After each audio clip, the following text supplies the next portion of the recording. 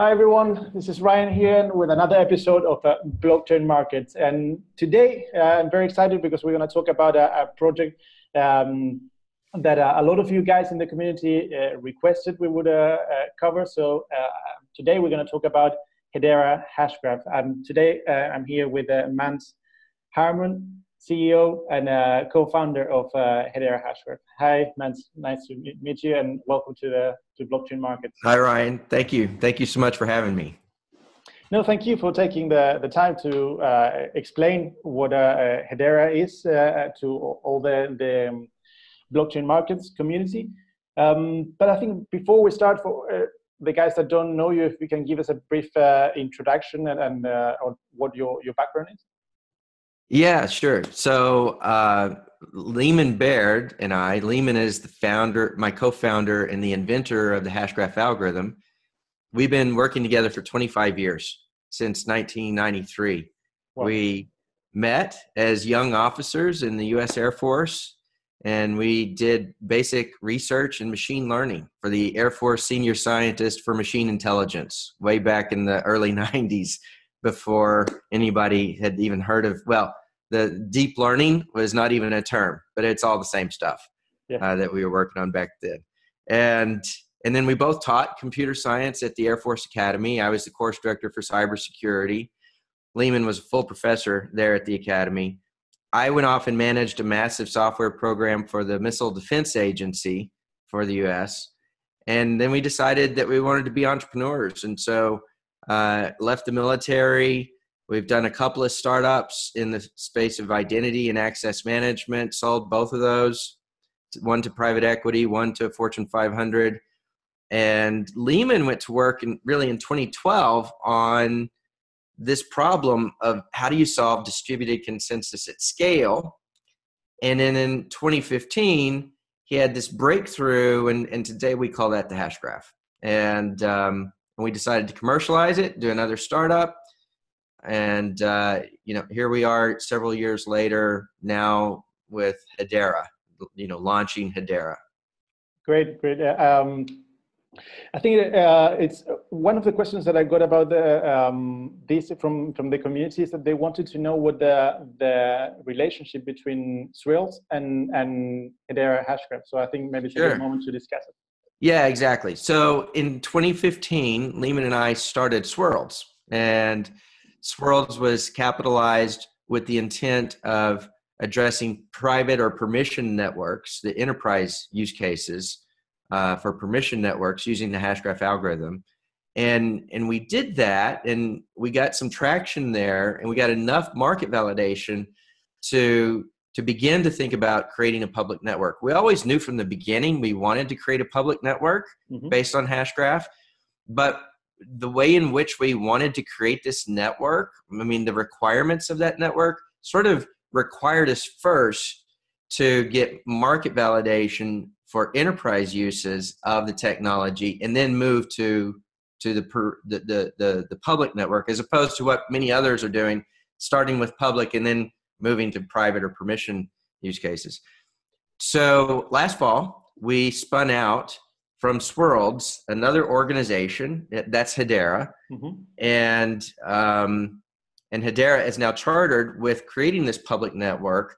The relationship between Swirls and Hedera is just a licensing relationship. So Hedera as an organization is much larger than Swirls, obviously. Swirls is just one of many members in Hedera, and has no more or less control over Hedera than anybody else that's a member of Hedera, which we'll talk about.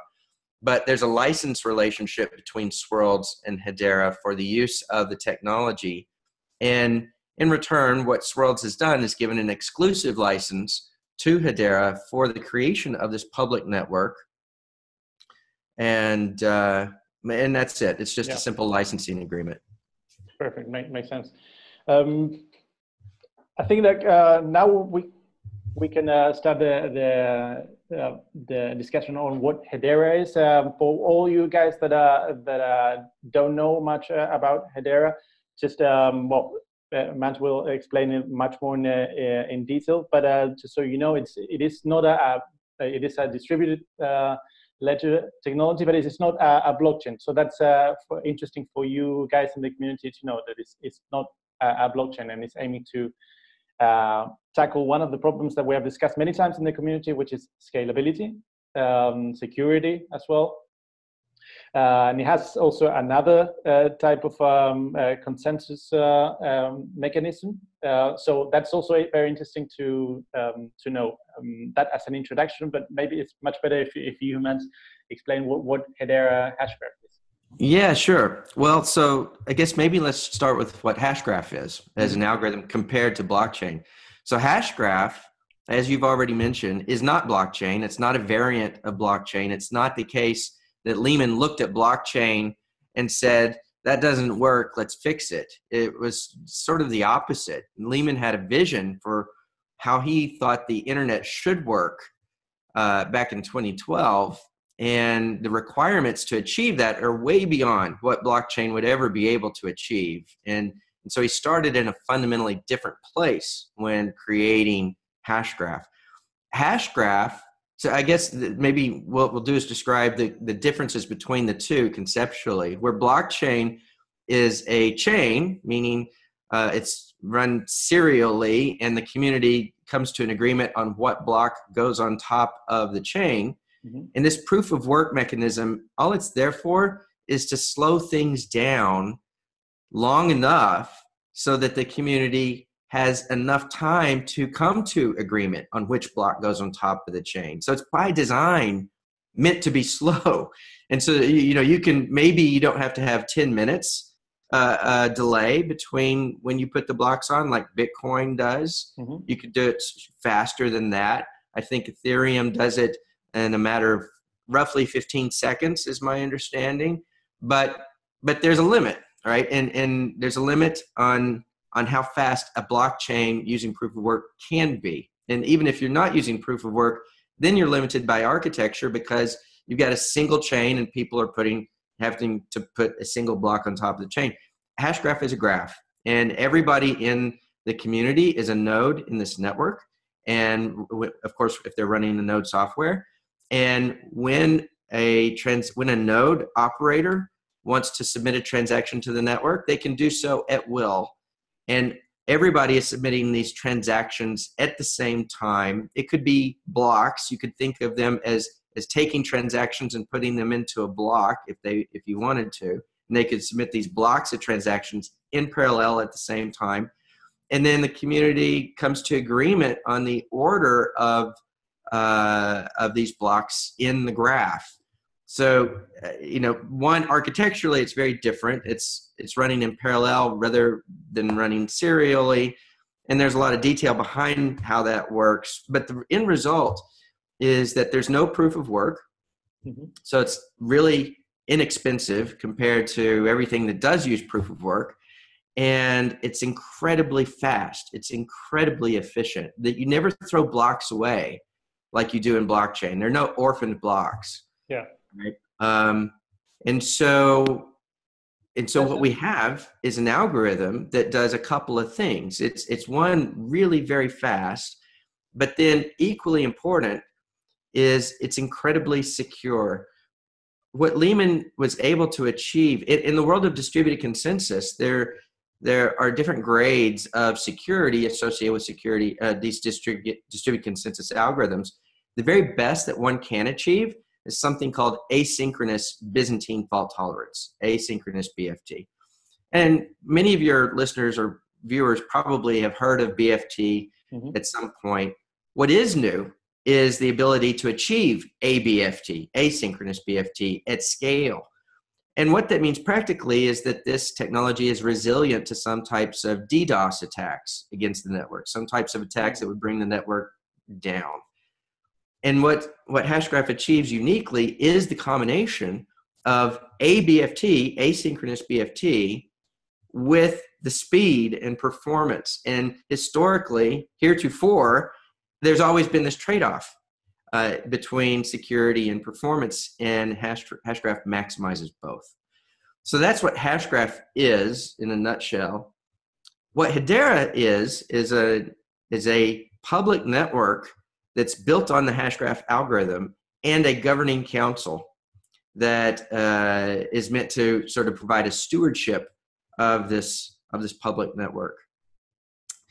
And so there were 4 fundamental characteristics that we wanted to build into our vision of what this global public ledger should look like. What is required to get the mainstream developers, the mainstream markets to adopt the use of distributed consensus or public ledgers at all? And we came up with 4 categories of problems, and we decided to focus on those and address those. And the first one is performance. Everybody knows that performance is terrible today. Yeah. You know, and everybody, there are a lot of platforms in the market that are trying to address that, obviously. And so what we've been able to do is demonstrate the ability to realize more than 100,000 transactions per second with just seconds of consensus latency, or seconds to finality. So when you compare that to something like Bitcoin blockchain, it's 5 transactions per second for Bitcoin, and it can take an hour to come to, quote, finality. And you're never really sure because it's probabilistic. You know, it's just over time, it's less likely that coin that's been paid to you is going to disappear. With us, we're able to achieve hundreds of thousands and finality within seconds. And we've demonstrated this on our global test network. So performance was number 1. Number 2 was security. If it's the case that we're going to be building this global public ledger and it's going to be processing billions and billions of dollars of value transfer, then obviously it's going to be attacked, right? You just plan for it. And so what you want to do is build security in at the foundation layer and then build security from there up. And what that necessarily meant for us was we have to be ABFT. Let's achieve asynchronous Byzantine fault tolerance at the algorithm level, and then you add layers and layers and layers of security, but you start with the best foundation possible. So we've done that. And then, so those are sort of the technical, the hard requirements for the network. And then there's some more sort of soft requirements that we viewed to get to mainstream adoption.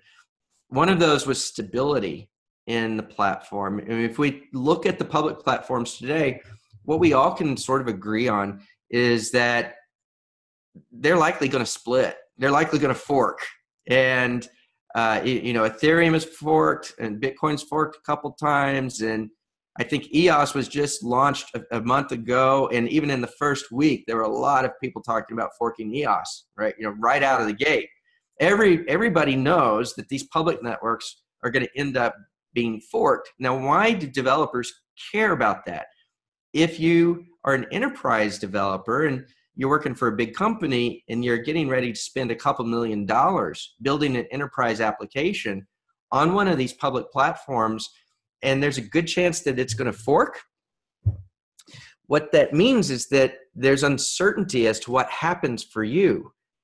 Your application is running on top of this platform. The state of your application is part of the platform. When it forks, your state forks, and all of a sudden you have now 2 versions of your application out there running on 2 different networks, and your client software that's connecting to the networks, which one is the real network? Who knows? It causes chaos and confusion. And so that's a problem. What we've been able to do is design technical mechanisms into the platform that makes it possible technically for client software to know what is the official version of the platform versus anything else that maybe has spun off or forked from the main platform. But then secondly, let me just close this a little bit. Yeah, sure. Sorry about that. But then secondly, the technology, the Hashgraph algorithm itself is patented. And people are always asking about the patent. Why did you patent it? How do you intend to use the patent? And it has everything to do with this stability issue. What we're doing is treating the project in some fundamental ways the same as open source projects, meaning that there's no license that's going to be required to use the platform, right? It's just like Ethereum or any of the other platforms. When you write an application and that application is making API calls to the platform, it will pay for those API calls at that moment in time using the cryptocurrency associated with the platform. But you don't have to get a license to do that. You never even have to talk to us, right, to use the platform. So there's no license required. Also, the code base, we're going to open up for public review, every line of code. So everybody will see exactly what's being built. There's no black box here. So there's full transparency. But we are using the patents to make a promise to the market that this platform will not fork. And so for those developers that are never going to be concerned with actually making changes to the platform layer, right? All they really care about is having an organization that they trust that manages this global network, and they want the best performance that they can get, then that's what we're providing. Uniquely in the market for the first time, we're providing a platform that we're making some guarantees about that it will not fork, and that developer community doesn't have to worry about the chaos that happens when forking happens. So stability was the third requirement, and that's how we're achieving it. And then finally, governance. What is the right governing model or governance model for this type of global distributed ledger platform? And to answer that question, I actually went back to the early days of the Visa network.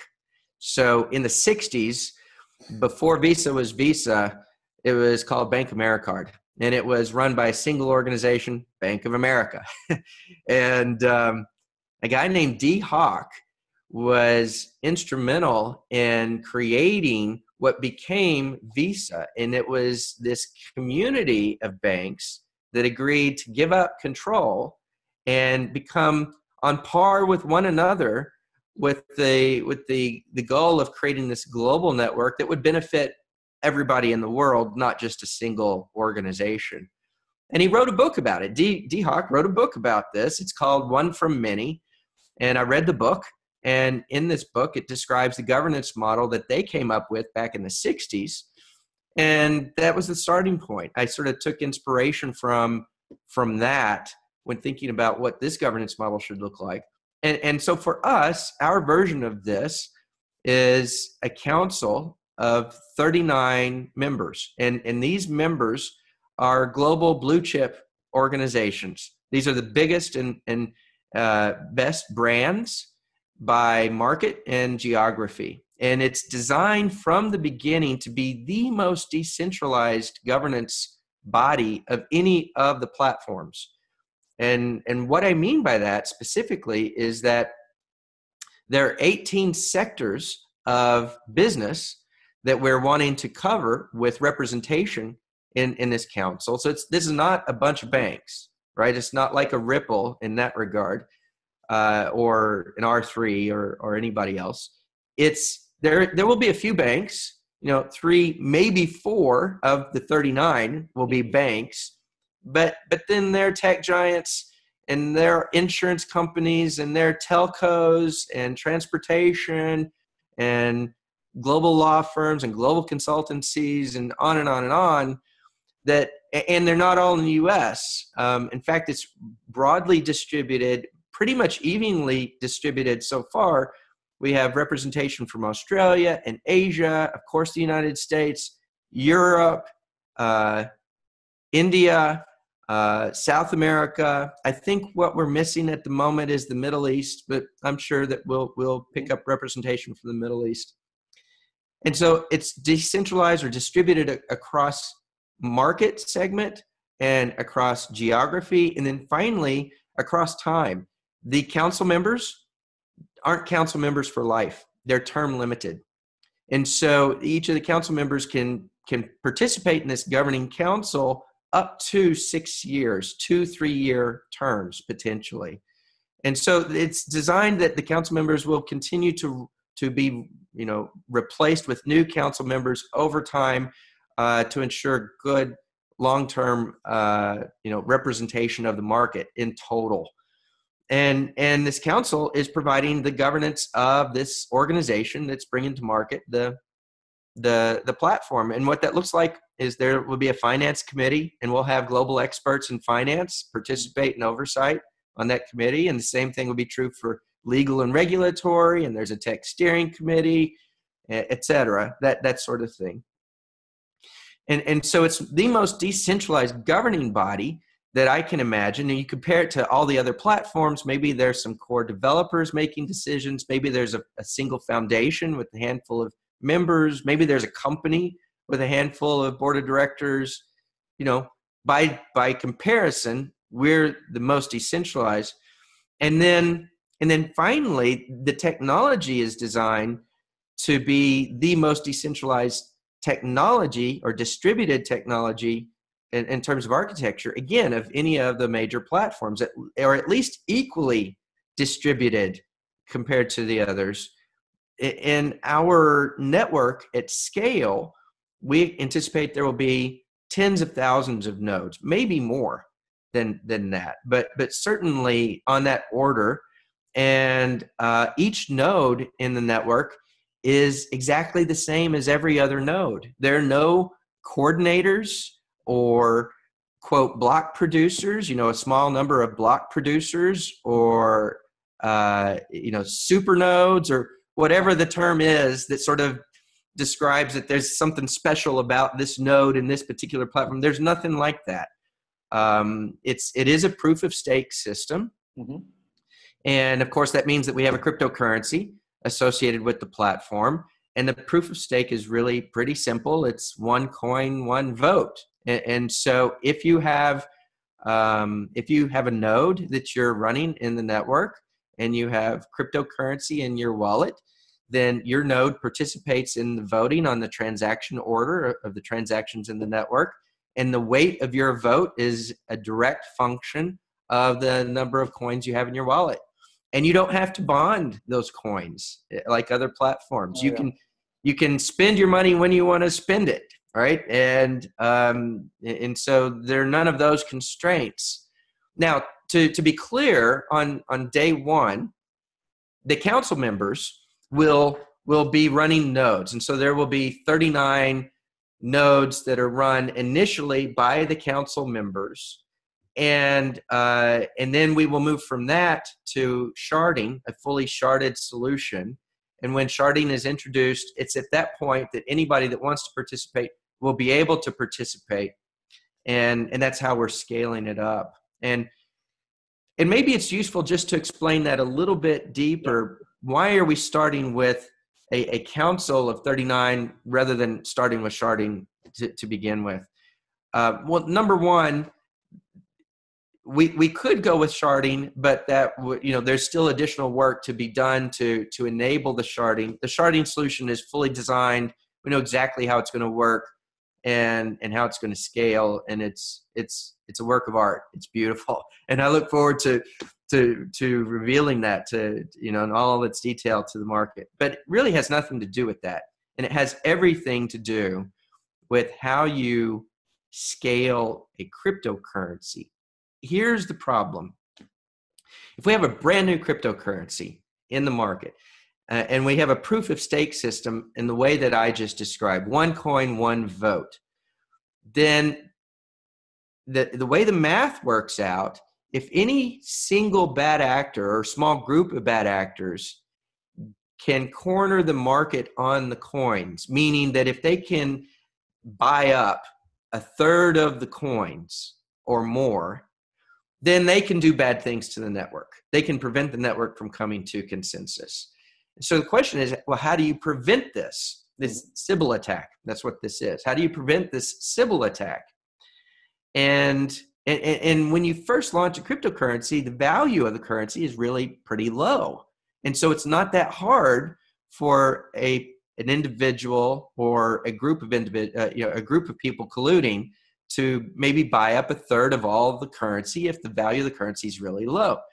So what we're doing is starting with this council of 39, and the council collectively will control 2/3 of the coins.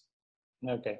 Yeah. So technically, with the council holding 2/3 of the coins, a Sybil attack is not possible. And then over time, as the value of the token increases and becomes more broadly distributed throughout the market, there'll come this moment in time where we sort of assess the likelihood that any bad actor can corner the market, given how much they would have to spend to do so. And then we will go ahead and sell down the rest of the tokens into the market. And then there's no technical trust in the 39. That technical trust of the 39 controlling 2/3 goes away, and the 39 are just providing business guidance of the organization, and that's it. So that's the vision. That's how all of this works. And at scale, we expect it to be the most performant, most decentralized governance, and most decentralized network of any of the platforms. Well, that's very interesting also, because that was one of the questions that I had also in terms of governance and what was the role of this 39 institutions. Yeah. But I think, yeah, you already covered that. It's also very interesting. Also very interesting to know for the community is the reason behind the what you mentioned, which is one of the questions that I got as well related to the patent. And yeah, that's also very interesting to know the reason behind. That is basically to prevent the attacks. The forks. That's it. I mean, it's all about trust and security of the network. I mean, think about what is the alternative, right? If you have a brand new cryptocurrency and you want a proof of stake system like what we're describing, which we think is the right answer, then how do you get from here to there in terms of having the value high and the coin being broadly distributed? And if you were to say, let's take the same platform, the same software, and just choose 100 of our friends or 39 of our friends, and we're gonna give them the opportunity to vote the weight of treasury, right, or the weight of the coins, and then the coins take on some value. Will the market really trust that these 39 individuals aren't going to collude with each other to do bad things? Now, maybe they won't, but am I willing to spend $2 million to build an application on that platform when I know that 39 individuals potentially could? No, probably not. And so that's why you have to go with the kinds of organizations that we're describing. These organizations have many, many billions of dollars, tens of billions of dollars in market cap individually, right? And so they represent hundreds of billions, maybe a trillion. I don't know. I'd have to add it up. Maybe it's measured in the trillions of dollars in market cap collectively. And they care far more about their brands than they do about this council, right? And so they're not going to collude with one another, risking their business and getting a black eye. And so, and they are experts in their industries, recognized experts in their industries. And we want them to be helping us build a world-class organization that is managing this distributed ledger for the world as a whole. So we want the very best expertise in the organization, and we want expertise collectively that the community will trust not to collude to do bad things. And so all of these requirements sort of dictate this approach, and this is what it looks like. Yeah, I think that's very interesting to discuss, because there's a misunderstanding, I think, in the community, not in blockchain markets community, but in the overall crypto community. I think about this 39 that they think. Well, you might have heard already that everybody thinks that is all it's too centralized, and then Yeah. why is the reason why they're behind? It's like the old big companies that have controlled things in the past, and they will keep on doing with it. But I think at the end of the day, what we all want with the distributed technologies is for them to succeed. And then one big, the most important thing is what you mentioned, stability. Then, so a way to reach that stability is to, of course, have this governance structure, like with this 39 companies. But also then, what's also very interesting, I think, of this model is that they provide not only stability, but also the expertise and willingness to start testing and trying and using. So there's the other part of adoption as well. Exactly. I'm glad you mentioned that, right? I mean, so we have some advisors, an advisory board, right? That sort of thing. I mean, most of these platforms do, but really what we have is a council of experts that are decision makers, right? So it's way better than having a few famous advisors on your board in terms of oversight and governance. And I think it's important for the audience to know that we didn't say, well, let's just create something that sort of looks mainstream and let's go get the biggest companies in the world and you know, yada, yada, yada, right? We thought about what are from first principles, what are the problems that have to be resolved in order to get the mainstream markets to adopt? And then find a path, start there and back up, using logic to figure out what does the resulting platform look like and how is it managed in order to resolve those constraints. And that's how we got to where we are today.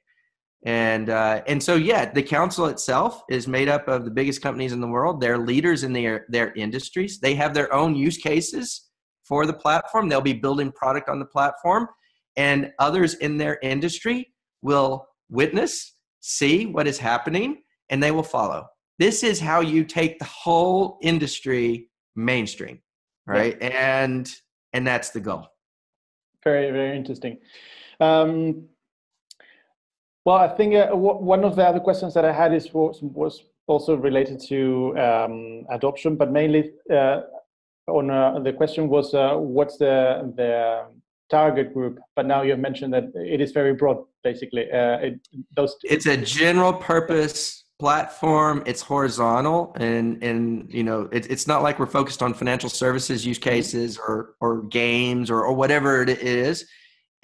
There are 3 services in the platform, at least initially: cryptocurrency with native support for micropayments, direct on-graph native support for micropayments, distributed file storage that's Byzantine, meaning we can make guarantees about whether a file has been stored or deleted, which is important for like GDPR and privacy and those sorts of things. Yeah. And then support for Solidity scripts, direct support for Solidity scripts. And those are the 3.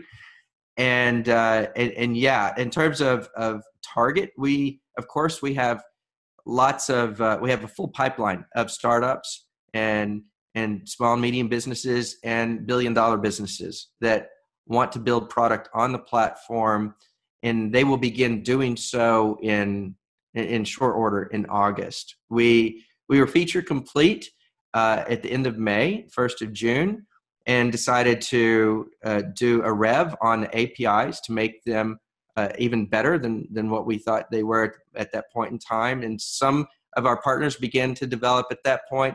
We'll begin to open that up a little bit more broadly in August, and then continue that process of opening up the platform wider and wider through the end of the year into Q1 of next year, which is when we expect it to become generally available. Perfect. So by Q1 next year, then developers that would like to start creating on the platform, they could do it from the beginning of next year. They can do it without permission in Q1. Those that are interested in doing it now should certainly reach out. I mean, we have a pipeline. I think we have something on the order of 100 partners developer companies that want to build product that we're working with at this stage. But anybody that has an interest should reach out, and we can add them to the list. And if they want to be early, there's a possibility of doing that. It's just in Q1, anybody that wants to create an account in the network, whether you're an individual or a developer, you'll be able to do that for the first time in Q1. Perfect. Understood. I think we're now, we've covered almost everything. Maybe one thing that maybe we can discuss a bit more in depth is the utility of the cryptocurrency that or the token in the network. Sure. Yeah. Well, so it's really pretty simple. When you make an API call, if you're a developer, you have an application, and the application makes an API call to use any of the services, the cryptocurrency service, storage, or Solidity contracts, smart contracts. At the same time, you make a micropayment using the platform token to pay for that API call. And that micropayment then gets split really into two parts. One part is used to pay to all the nodes in the network that are helping to process those API calls. They all get paid. So similar to what Bitcoin, the miners get. Mm-hmm. In the miners' case, you sometimes win a lottery. In our case, it's more like you get paid at a certain rate. And so if you're running a node for at least 24 hours in the network, then you're going to get paid a certain amount of coin, cryptocurrency, for that participation. The other piece of that micropayment that doesn't go to pay the nodes is used within the organization just to fund operations, right? I mean, Hedera is a big organization, and there's payroll and et cetera, operational costs, and so that goes to pay those costs, and that's it. And so that's the simple economy that is created and used by the platform and its token. Regarding the nodes, you mentioned that initially it would be the 39 correct entities will be running the 39 nodes. And what's the plan to roll out the more nodes in the future? The sharding. Yeah. So the hope is that happens in 2019, but it's hard to say for sure because it's not entirely a technical problem. Right. I mean, there is the technology, but the technology we know how to build, and we know exactly how this is going to work. So there's no design issue. There's no research that's required at this stage to go to this sharded solution.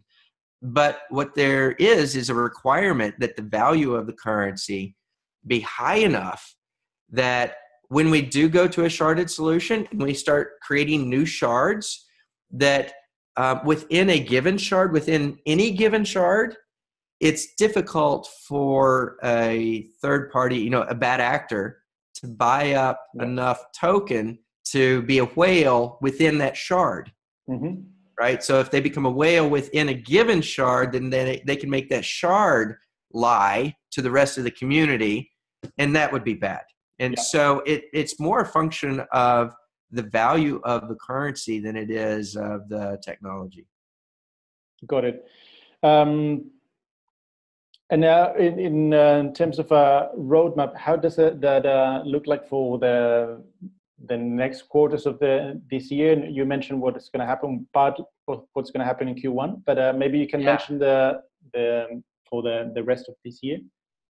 Yeah, we're at the stage now, imminently, where the partners will begin developing product on the platform. Concurrently, we're doing the security testing. We have 5 different third-party firms that are helping us to test the platform in various ways, right? So we'll be hardening the platform through the end of this year.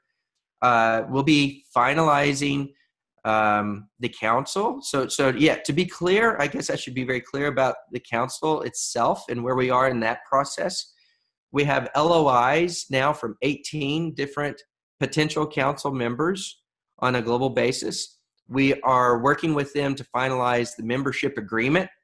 And when that's finalized, then we'll be making some announcements about who this initial set of council members are. That's very close as well. I'm expecting announcements there to happen next month in August. And we'll be having hackathons that start almost immediately within weeks. We'll be having hackathons that then lead into our first developer conference in October of this year. So October 15th through the 17th, we're having what we're calling Hedera 18. It's in Dallas this year. We're based in Dallas, by the way. I'm talking to you from Dallas. And so Hedera 18 will be in Dallas this year. And at the same time, we're having a global hackathon. So in Dallas, we'll have the main stage there. We'll have a hackathon running in London, Sao Paulo, Tel Aviv, Singapore, and Dallas. 5 cities. I think that's 5. I might have missed one. But 5 cities concurrently as part of this developer conference. And yeah, that's what the rest of the year looks like. Great. Now that you were mentioning the hackathons for the developers that are looking at this, in order for them in the future to build on top of a Hashgraph, do they have to learn a new language? You mentioned something about smart contracts on Solidity as well. Yeah. Do they have to, if they already know Solidity, would they be able to use that knowledge, or do they need to learn another language? Sure. So the simple answer is no, they don't have to learn any. If they know Solidity, then that's good enough. I mean, there are API calls to use our APIs for cryptocurrency and file storage, but they're trivial, right? It's not hard to, and you can use any language you want to build your application, and then use, API calls to our platform just to use the services. So you don't have to choose a particular language to use us, in other words. And so, no, and we will be making this API, the specification of the APIs, public here again very shortly. Within weeks, we'll be publishing those so the developers can see those. Great, that's great news for all the developers here in the community. So you guys, I suggest you guys follow all the news that will be coming from Hedera Hashgraph. I think that's pretty much it. I don't know if there's anything else, Mance, that you would like to mention that we haven't talked about. Nothing immediately comes to mind. We're very excited. We're on a mission here from our perspective. This is a mission to sort of change the way the internet works to the benefit of all. And we have a clear vision of what that looks like. And we're just grateful that we have the opportunity here to execute on this. And we've been overwhelmed by the response from the community. We certainly appreciate that. And we look forward to working with all your viewers as we scale this thing up.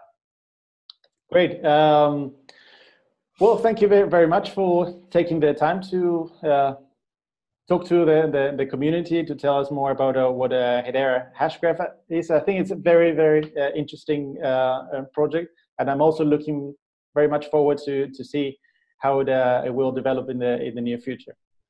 Okay, thank you so much for having me. I appreciate it. Thank you, and thank you to everybody listening to this conversation with Mance Harmon, co-founder and CEO of Hedera Hashgraph. Thank you, Mance, and thank you everybody in the community, and I'll see you all in the next interview. Cheers.